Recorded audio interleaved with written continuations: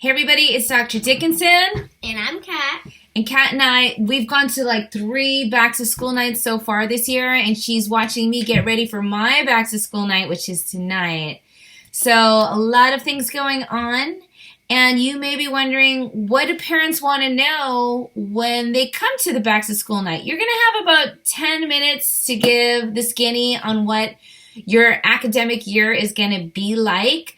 And I'm going to cover with you some essential information that I share with parents, but also things that I want to know as a parent that will help me best support my kiddos, because I got one in elementary, middle school, and high school. So this girl's got it covered. All right. Thanks so much for watching. Don't forget, ask a question. Let me know what you want to know. Like, subscribe, share with your teacher friends, and anything else, Kat? Have fun! Yeah, let's do this. Hey everybody, it's Dr. D, and I'm sharing with you my Back to School with Dr. Dickinson presentation for Back to School night. I just want to let you know that if you want to get a copy of this presentation, definitely check out the comments, but be sure to like and subscribe to my channel just to show your support. Shout out to Slides Go Go, where I've received this awesome presentation, and feel free to modify how you like. So let's get started. Slide number 1, you want to share a little bit about yourself, who you are, and anything that would be really demonstrating your skill set and your knowledge and your love for teaching. I always like to share, hey, I got 3 kiddos, so I know what it's like to be a parent. Before I had kids, I always included pictures of me and my dog and things I like to do, your credentials, and how long you've been teaching. I always begin my presentation, just like I begin my school year, talking about the class rules and why they're important. This also lets parents know that if you do need to make a phone call, it's typically because one of your class rules has been broken. So you want to make sure that there's that follow through, and parents as well as your students understand the class rules. So if students come to school and they don't have their materials, they're not prepared to learn, which is one of your class rules, right? So highlighting your class rules is really important no matter what grade you're teaching. Even if you are working with 12th graders, they still need to be reminded of what the class rules are. I think it's really important to also share your teaching philosophy. This definitely sends a message to the parents about how you will approach teaching and learning. And certainly you might have a few teachers in the house when you're presenting, and their kids might be in your class. So they want to know how you're going to go about designing instruction for your students. Some of the things that I really find that I love to do in my math class are project-based learning, because it gives kids an opportunity to collaborate. I'm also share that it provides me with an opportunity to differentiate instruction. I'm always finding that some of the questions that I get the most are from parents that want to know how I'm going to challenge their kiddos, right? And so I always talk about how project-based learning can do that by differentiating instruction, providing additional challenge and questions that get kids to think beyond routines and procedures and make those real world connections. If you are using personalized learning, you could talk about the tools that you use for that, and what does it mean to have a mastery-based approach to teaching and why that's important. It's really important to also share about the content that you're teaching. So definitely highlight some of those big ideas from your content standards. And if you're a multiple subject teacher, you might want to just hear reading, math, science, history, and how you'd approach the visual and performing arts, as well as PE, because parents want to know how they can best support their students and what their kids are going to be learning about. So you might want to just connect to some of the big ideas in your course that you'll be covering throughout the school year. Curriculum is really important to share. Parents, again, want to know where their students are getting curriculum, what are the names of the curriculum materials that they'll be learning from, and then if their kids are out sick or if they need access to textbooks, how they can get access to those resources. We also use supplementary material for differentiation, small group instruction. So share any additional supplemental resources that you use with your students. Again, I'm highlighting some of the big things that I do in my class. Again, project-based learning is really important to me and how I approach teaching and learning. So I want to include a slide on what this looks like in the classroom, how students are going to be working in collaborative groups, why it's important, how it connects to real world, and when we'll be doing this. So we do a project every unit.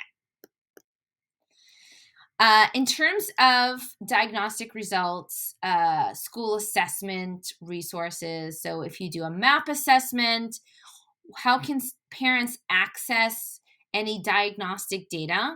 And if your school has a personalized learning program or blended learning program, how can parents ensure that students are accessing personalized learning?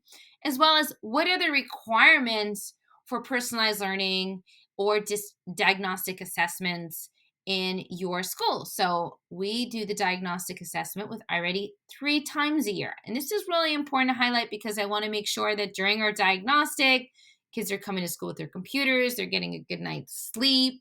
I also won't be assigning homework during this week because they're taking high stakes tests. And then again, I want to share with parents how they can access their student scores and what that score means. So I've included a hyperlink here to the iReady online performance scale so parents can see how their students performed on this high stakes test. All right, I always want to talk about your grading philosophy and how students will be evaluated. In my math class, 80% of their grade will be based on assessments, 10% homework, and 10% classwork.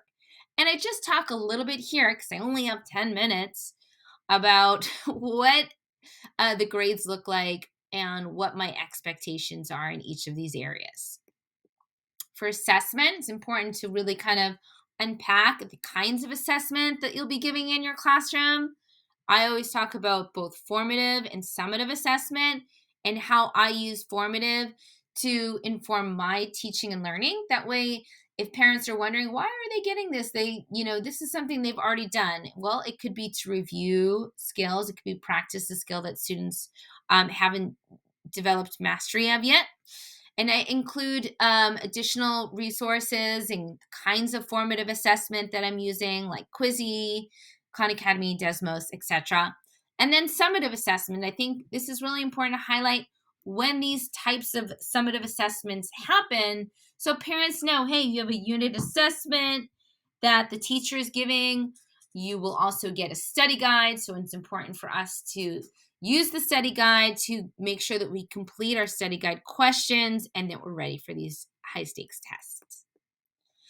If you have a test, quiz, retake policy, which I do because as I shared, I believe in mastery learning, which means that not all students learn the standard at the same moment in time. Some students need more practice to demonstrate mastery. I just provide a little bit on my policy for testing and retaking. I think it's really important before students take a retake that they've demonstrated to me, and I use Khan Academy because it's very efficient, how that process rolls, right? They need to have 80% performance on their skill checks before they can take the retake. Homework expectations. This is always something that I get so much at the beginning of the school year. When is it assigned? When does it need to be turned in? What kind of a homework will they be getting? And I always want to just highlight that, you know what, because parents will email if they're really frustrated about too much homework or not enough homework, that if your kids are spending more than 30 minutes at night on math assignments, please let me know so that I can modify. I also give it grading based on completion, not so much on corrections. We do homework corrections in the classroom, and that's an opportunity for them to learn from their mistakes. Technology is important to highlight. We are in a digital space, so how are students using technology, and how often should they be using technology? Use Google Classroom daily. So I want parents to know, hey, you can check out Google Classroom daily to see what Dr. D is posting for both your classwork in case you're absent and your assignments, right? Your homework. Infinite Classroom is where we post our grades, so check that weekly. And then again, Khan Academy for our skill checks and practice. Extra support, so any opportunities that you're going to be available as a classroom teacher to meet with kiddos, Make sure your parents know that so that they can arrange for either picking their kid up late from school or making sure that they have, whatever they need to stay after school or meet with you. And then I always want to talk about how they can help their kiddos at home because we're doing math. I'm a strong believer that math games build fluency, fact fluency especially, and just having that positive mindset. Too often I hear from parents, oh, well, I wasn't good at math, so that's why my child isn't either, right? We want to make sure that we're using a positive talk about math. We're reinforcing that growth mindset and the power of yet. You haven't learned it yet, but we'll get there. So struggling is important. That's how we grow, right? And communication, how you want to communicate with between parents and you, right? So just sharing all those positive things about how the kids can support and you can support them while they're at home. So making that homeschool connection. I like to share a classroom wish list because money doesn't grow on trees, unfortunately, and certainly there are way too many markers that are left uncapped. So if you have parents that are ready to share, and you can create your own classroom wish list and share it with your parents, and they can provide you things that you might need in your classroom that your school might not have for you. And finally, you want to do your final slide with how they can reach out to you. And I would not provide your personal phone number. You can give a Google phone number, your email address, or your school phone number. All right, you guys. Well, I hope this presentation was helpful. Please leave a comment. Let me know what you liked, what you'd like to see more, and just say thank you. All right, next time. Bye.